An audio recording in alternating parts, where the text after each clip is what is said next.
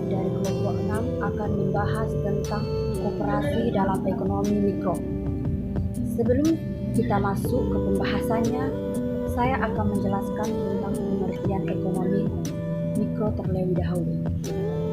Jadi, ekonomi mikro adalah cabang dari ilmu ekonomi yang mempelajari tentang perilaku konsumen dan perusahaan serta penentu harga pasar dan kualitas faktor input barang dan jasa yang diperjualbelikan.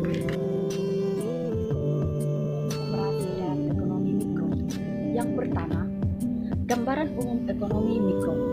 Teori ekonomi mikro adalah ilmu yang mempelajari tentang variabel-variabel ekonomi beserta hubungannya secara individual, seperti konsumen rumah tangga, investasi perusahaan, dan hubungan antara sektor rumah tangga dengan perusahaan.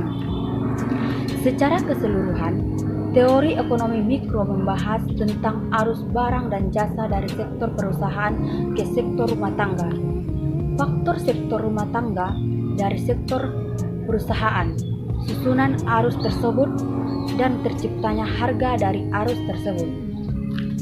Dengan teori ekonomi, mikro mempelajari 3 kegiatan pokok dalam masyarakat, yaitu kegiatan produksi, konsumen, dan pertukaran dari kegiatan pokok dalam masyarakat tersebut. Menimbulkan konsep baru dalam teori ekonomi, yaitu konsep pasar,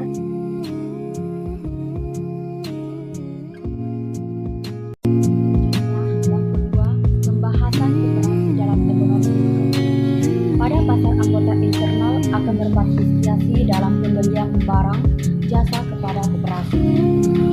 Sebagai imbal baliknya, koperasi akan mendapat pendapatan dari hasil penjualan. Jika anggota sebagai pemilik input yang ingin menjual kepada koperasi, maka ada aliran input atau pendapat dari koperasi kepada anggota.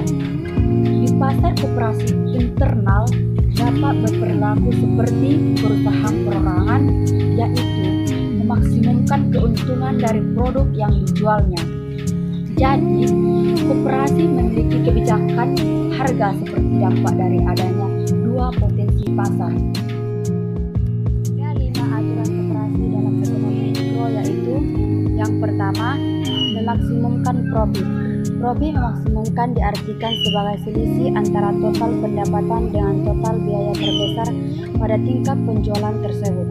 Yang kedua, memaksimumkan output. Perilaku lain dalam penetapan harga adalah ditetapkan harga pada kondisi di mana koperasi tidak mendapatkan untung, tetapi juga tidak merugikan. Yang ketiga, meminimalkan biaya rata-rata. Perilaku lain yang dapat dilakukan oleh perusahaan atau koperasi adalah penetapan harga pada saat biaya rata-rata mencapai minimum.